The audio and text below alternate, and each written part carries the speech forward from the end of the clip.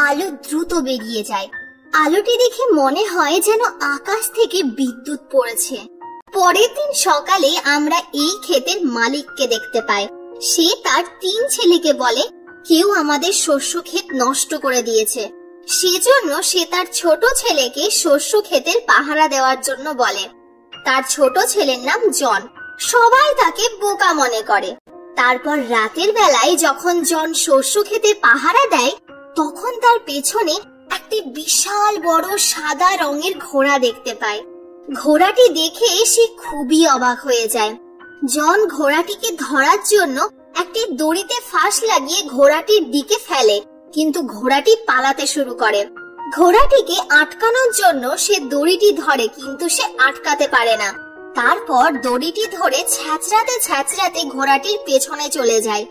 তার ফলে শস্য ক্ষেতের ফসল আরো বেশি নষ্ট হতে থাকে। অবশেষে ব্যতিক্রম ঘোড়াটি ছুটতে ছুটতে দলদলে পড়ে সেখানেই আটকে যায়। আর সেখানে তাকে ডুবতে দেখে জনের খুব খারাপ লাগে। আর তাই সে ঘোড়াটিকে বাঁচানোর চেষ্টা করতে শুরু করে এবং সে অনেক শক্তি ও বুদ্ধির প্রয়োগ করে কোনো রকমে ঘোড়াটিকে দলদলের বাইরে বের করে আনতে সক্ষম হয়। কিন্তু তখন ঘোড়াটির দুঃখী চেহারা দেখে জনের খুব মায়া লাগে। আর তাই সে ঘোড়াটিকে মুক্ত করার ডিসিশন নেয়। কিন্তু মুক্ত করার আগে জন ঘোড়াটির কাছে একটি প্রমিস করিয়ে নেয় যে সে এরপরে আর তার শস্য ক্ষেত নষ্ট করবে না। এই ঘোড়াটি আসলে একটি ফিমেল ঘোড়া। তারপর ঘোড়াটি সেখান থেকে চলে যায়। পরের দিন সকালে জন চোখ খুলে দেখে আস্থা বলে সুন্দর সুন্দর দুটো ঘোড়া তার সামনে দাঁড়িয়ে আছে।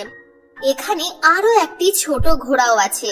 এটা সেই ঘোড়াটির বাচ্চা, যে ঘোড়াটিকে রাতের বেলায় শস্য খেতে দেখা গিয়েছিল। সে জনকে বলে আমার মা তোমার ব্যবহারে খুবই খুশি হয়েছে, আর তাই তিনি এই দুটো ঘোড়া তোমাকে উপহার হিসাবে দিয়ে পাঠিয়েছে।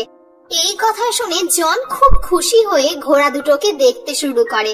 অন্যদিকে জনের বাবা সে তার ফসলের অবস্থা দেখে প্রচন্ড রেগে যায় এবং সে আস্তাবলের দিকে জনকে খোঁজার উদ্দেশ্যে এগিয়ে আসতে শুরু করে।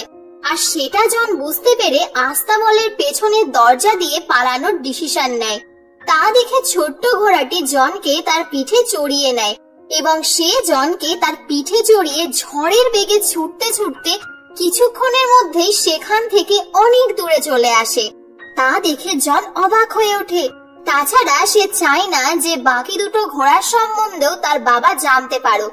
তার কথা রাখতে ছোট ঘোড়াটি সেখান থেকেই এই দুটো ঘোড়াকে খুব জোর দিয়ে ডাক পাঠায়। আর তার ডাক শুনে সঙ্গে সঙ্গে ঘোড়া দুটো তাদের কাছে এসে উপস্থিত হয়। এরপর জন এই দুটো ঘোড়াকে বিক্রি করে কিছু পয়সা রোজগার করার ডিসিশন নেয়। যখন জন এই দুটো ঘোড়াকে নিয়ে বাজারে যায়, তখন সবাই খুবই অবাক হয়ে ঘোড়া দুটোর দিকে তাকায়। প্রত্যেকেই এই ঘোড়া দুটোকে কিনতে চায়। তখন ফল জনকে বলে বেঞ্চের উপর বসে থাকা এই মানুষটির কাছে ঘোড়া দুটি বিক্রি করে দাও। কিন্তু জন ভাবে এই ঘোড়া দুটিকে রাজার কাছে বিক্রি করবে, যাতে সে অনেক টাকা পায়। এরপরে জন ঘোড়া দুটিকে রাজার কাছে নিয়ে যায়। তখন রাজার মন্ত্রী রাজাকে বলে ঘোড়া দুটি এই ছেলেটির হতেই পারে না, নিশ্চয়ই ছেলেটি ঘোড়া দুটিকে চুরি করেছে। সেজন্য তারা জনের কাছ থেকে ঘোড়া দুটি নিয়ে নেয়, কিন্তু তার বদলে তারা জনকে 1 টাকাও দেয় না। তখন জনের মন খারাপ হয়ে যায়। এটা দেখে ফল ঘোড়া দুটিকে আওয়াজ দেয়। রাজা ঘোড়া দুটিকে নিজের সঙ্গে নিয়ে গিয়েছিল, আর ঘোড়া দুটি রাজার বগি টানছিল। ঘোড়া দুটি ফলের ডাক শুনে তার দিকে ছুটতে চলে আসে, যে কারণে রাজার বগি আটার ওপর পড়ে যায়। এর ফলে রাজার পুরো চেহারা সাদা হয়ে যায়। কিন্তু রাজা প্রজাদের সামনে জনকে কিছুই বলে না, কারণ এতে জনের কোনো দোষই নেই। তারপর রাজা ঘোড়া দুটির দাম দিতে চায়। তখন রাজার একজন লোক বলে কেননা জনকে কাজের জন্য আমাদের কাছেই রেখে দেন, যাতে আমরা তার কাছ থেকে এই অপমানের বদলা নিতে পারি। তখন রাজা জনকে এই ঘোড়া দুটির দেখাশোনার কাজে রেখে দেয়। জনও এই জব একসেপ্ট করে নেয়। আস্তে আস্তে জনের পরিশ্রম এবং ভালো স্বভাবের জন্য প্রত্যেকে তাকে খুবই ভালোবেসে ফেলে। কিন্তু রাজা জনকে যেন তেন প্রকারে মারতে চায়। এরপরে রাজার এক ব্যক্তি রাজাকে বলে জনকে এমন কোনো কাজ দিতে হবে যেটা সে পূরণ করতে পারবে না, আর এটার বদলে আমরা তাকে মেরে দেব। তখন রাজার ওই লোক রাজাকে বলে, জনকে ফায়ার বার্ড আনার জন্য বলুন। আজ পর্যন্ত কেউ ফায়ার বার্ডের কাছে যেতে পারেনি, আর সেও নিয়ে আসতে পারবে না, আর তখন আমরা তাকে মেরে দেব। এরপরে রাজা জনকে ফায়ার বার্ড আনতে বলে। জনও ফায়ার বার্ড আনার জন্য রাজি হয়ে যায়। তখন ফল তাকে বলে, তোমার রাজি হওয়া কিন্তু একদম উচিত হয়নি, কারণ ফায়ার বার্ড নিয়ে আসা অত সহজ নয়। যেহেতু জন রাজাকে কথা দিয়েছে, তাই সে ফলের পিঠে চড়ে বিদ্যুতের গতিতে সে একটি জঙ্গলের দিকে এগিয়ে যায়। ফল সর্বপ্রথম জনকে একটি গাছের কাছে নিয়ে যায়, আর তাকে বলে ফায়ার বার্ড এই বাদাম খুবই পছন্দ করে, এটাকে খাওয়ার পর সে গভীর নিদ্রায় চলে যাবে। তারপর তারা দুজনে সেই জায়গায় পৌঁছে যায় যেখানে ফায়ার বার্ড আছে।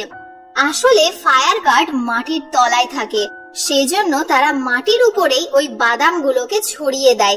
ফায়ার বার্ড বাদামের গন্ধে উপরে উঠে আসে এবং সব বাদামগুলিকে খেয়ে ফেলে, আর সেখানেই ঘুমিয়ে পড়ে। জন তাকে ধরার জন্য যায়, কিন্তু তখনই তার ঘুম ভেঙে যায়। ফায়ার বার্ড জনের পিছু করতে লাগে। জনকে মেরে ফেলার আগেই জনের কাছে যে শেষ বাদামটি আছে সেটা ফায়ার বার্ডকে দিয়ে দেয়। এর ফলে ফায়ার বার্ড সেটা খেয়ে ঘুমিয়ে পড়ে। পরের দিন সকালে ফায়ার বার্ডের ঘুম ভাঙার পর সে দেখে জন তাকে শিকল দিয়ে বেঁধে রেখেছে। তাই ফায়ার বার্ডের চোখে জল চলে আসে। এটা দেখে জনের খুব দয়া হয়, তাই সে ফায়ার বার্ডকে মুক্ত করে দেয়। ফায়ার বার্ড সেখান থেকে উড়ে চলে যায়, আর যাওয়ার সময় জনকে একটা পালক দিয়ে যায়। তারপর জন তার রাজ্যে ফিরে আসে। এখানে এসে সে তার পুরো কাহিনী রাজা এবং সমস্ত প্রজাদেরকে বলে, কিন্তু রাজা তার কোনো কথাই বিশ্বাস করে না। তখন জন রাজাকে ফায়ার বার্ডের পালক দেখায়, কিন্তু সেটা সেই সময় আগুনের মতো জ্বলজ্বল করছিল না। সেই জন্য রাজা বলে জনকে মৃত্যুর শাস্তি দেওয়া হবে। তারপর জনকে মারার জন্য প্রস্তুত হয়ে যায়। জনকে মারার আগেই সেখানে ফায়ার বার্ড চলে আসে। এর ফলে সবাই বিশ্বাস করে নেয় যে জন সব সত্যি কথাই বলছে, আর রাজা এখন তাকে শাস্তিও দিতে পারবে না, কারণ তার কাছে জনকে মারার আর কোনো কারণই তো নেই। তখন রাজার মনে হয় যে জনকে না মারতে পেরে তার আরো বেশি ইনসাল্ট হয়ে গেল, তাই সে যে কোনো উপায়ে জনকে মারতে চায়। তারপর রাজার মন্ত্রী রাজাকে আবার পরামর্শ দেয় যে জনকে বরফের দেশের রাজকুমারীকে নিয়ে আসার জন্য বলতে হবে, আর সে কোনোভাবেই রাজকুমারীকে নিয়ে আসতে পারবে না। তখন আমরা জনকে মেরে দেব, আর সে যদি রাজকুমারীকে নিয়েও আসে তাহলে আপনি তাকে বিয়ে করে নেবেন। মন্ত্রীর এই আইডিয়া রাজার খুব পছন্দ হয়, তাই রাজা জনকে বরফের দেশের রাজকুমারীকে আনতে পাঠিয়ে দেয়। এরপর জন এবং ফল দুজনে বরফের দেশে চলে আসে। সেখানে তারা একটা বিশাল বড় বরফের তৈরি দরজা দেখে। তারা বুঝতে পারে না যে এই দরজা কি করে খুলবে। তখন সেখানে ফায়ার বার্ডের একটি পালক এসে বরফের দরজার ভেতরে ঢুকে পড়ে। তারপর সব বরফ গলে যায়। এখানে ফল ওই বরফ গলা জলে ভেসে যায়। জন ভেতরে প্রবেশ করে, কিন্তু সে জানে না যেখানে কোনটা রাজকুমারী, কারণ এখানে অনেক মেয়ে একই রকম ভাবে শুয়ে আছে। আর তখনই ফায়ার বার্ডের একটি পালক এসে একটি মেয়ের কাছে যায়, আর মেয়েটি গরমের সংস্পর্শে এসে তার ঘুম ভেঙে যায়। তখন জন বুঝতে পারে যে এটাই আসল রাজকুমারী। জন রাজকুমারীকে বলে, আমাদের রাজা আপনাকে বিয়ে করতে চায়। তখন রাজকুমারী বলে, আসল হিরো তো বেঁচেই নেই, সেজন্য আমি বিয়েও করতে চাই না। তোমাদের রাজা যদি বাহাদুর এবং হিরো হতো তাহলে সে নিজেই এখানে আমাকে নিতে আসতো। এই কথা বলার পরে রাজকুমারী ওপর থেকে নিচে লাফিয়ে পড়ে। জন নিজের প্রাণের কথা না ভেবে সে রাজকুমারীকে বাঁচানোর জন্য সেও লাফিয়ে পড়ে। তারা দুজনেই মাটিতে পড়ার আগে সেখানে ফল উড়ে এসে তাদের দুজনকে বাঁচিয়ে নেয়। তারপর রাতের বেলায় তারা দুজনে জঙ্গলে শুয়ে থাকে। কোথাও না কোথাও রাজকুমারী এবং জন একে অপরকে পছন্দ করতে শুরু করেছে। পরের দিন সকালে জন রাজকুমারীকে নিয়ে রাজমহলে ফিরে আসে। রাজা জনকে দেখে খুবই রেগে যায়, কারণ সে আবার জনকে মারতে পারে না। না চাইতেও রাজা জনকে উপহার দেয়। তারপর রাজা রাজকুমারীকে বলে, আমি তোমাকে বিয়ে করতে চাই। তখন রাজকুমারী রাজাকে বলে, আমি ততক্ষণ পর্যন্ত তোমাকে বিয়ে করব না যতক্ষণ না তুমি আমার দাদিমার হারিয়ে যাওয়া আংটি ফিরিয়ে নিয়ে আসতে পারবে। ওই আংটিটা একটা সমুদ্রে হারিয়ে গেছে। একথা শুনে রাজা খুবই কনফিউজড হয়ে যায়। তখনই সেখানে জন চলে আসে। রাজা জনকে দেখে আংটিটি খোঁজার দায়িত্ব তাকেই দিয়ে দেয়। জন জানে না যে আংটিটা কোথায় আছে, আর ফলও এই আংটির ব্যাপারে কিছুই জানে না। সেই জন্য ফল তার মায়ের সাহায্য নেয়। তার মা তাকে বলে, সমুদ্রের মাঝ বরাবর একটা হোয়েল মাছের পেটের ভেতরে আংটিটি আছে। আংটিটি আনার জন্য তোমাকে সমুদ্রের মাঝ বরাবর যেতে হবে। তারপর ফল জনকে তার পিঠে বসিয়ে সমুদ্রের মাঝ বরাবর নিয়ে যায়। আর তখনই জন তার পিঠ থেকে নিচে পড়ে যায়। তখন সে জলের ভেতর গিয়ে দেখে মোটা মোটা শেকলের মধ্যে হোয়েল মাছটি আটকে রয়েছে। জন হোয়েল মাছকে জিজ্ঞেস করে, তোমাকে কে এভাবে বেঁধে রেখেছে? এই কথা শুনে হোয়েল মাছের চোখে জল চলে আসে। সে জনকে বলে, আমি কিছু জাহাজকে গিলে ফেলেছিলাম, তারপর এখানকার সেলাররা আমাকে এভাবে শিকল দিয়ে বেঁধে দিয়েছে, কিন্তু এখন আমি আমার ভুলের প্রায়শ্চিত্ত করতে চাই। তখনই জনের একটি আইডিয়া আসে, আর সে ফলের সঙ্গে হোয়েল মাছের নাক দিয়ে তার মুখের ভেতরে ঢুকে পড়ে, আর হোয়েল মাছের পেটের ভেতর সুড়সুড়ি দেয় যাতে হোয়েল মাছটি হাঁচি তোলে। যখন হোয়েল মাছটি হাঁচি তোলে তখন তার শেকল ছিঁড়ে যায় এবং সমস্ত জাহাজ বাইরে বেরিয়ে আসে। এরপরে হোয়েল মাছটি মুক্ত হয়ে সেখান থেকে চলে যায়। কিছুক্ষণ পর জন যখন সমুদ্রের কিনারায় থাকে তখন সেখানে একটি কাঁকড়া আসে। কাঁকড়াটি ওই আংটিটা নিয়ে আসে যে আংটিটি নেওয়ার জন্য জন এখানে এসেছে। কাঁকড়াটি জনকে বলে, হোয়েল মাছ প্রত্যেকটি মানুষের মনের কথা জানতে পারে, আর তাই সে তোমার জন্য এই গিফটটি পাঠিয়েছে। তারপর জন আংটিটা নিয়ে রাজ্যে ফিরে আসে। রাজ্যে ফিরে আসার পর সে রাজকুমারীর কাছে আংটিটা নিয়ে যায়। আংটিটা দেখে সে খুবই খুশি হয়ে যায়।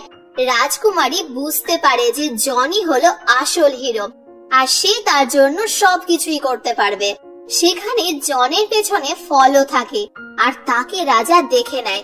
রাজা ফলকে গুলি মেরে দেয়, তখন ফল নিচে পড়ে যায়। তারপর রাজা জনের উপর রাজকুমারীকে কিডন্যাপ করার আরোপ লাগায়। সেই কারণে জনকে জব থেকে বের করে দেয় এবং কারাগারে বন্দি করে রাখে, আর ঘোষণা করা হয় যে কিছুদিনের মধ্যেই জনকে ফাঁসি দেওয়া হবে।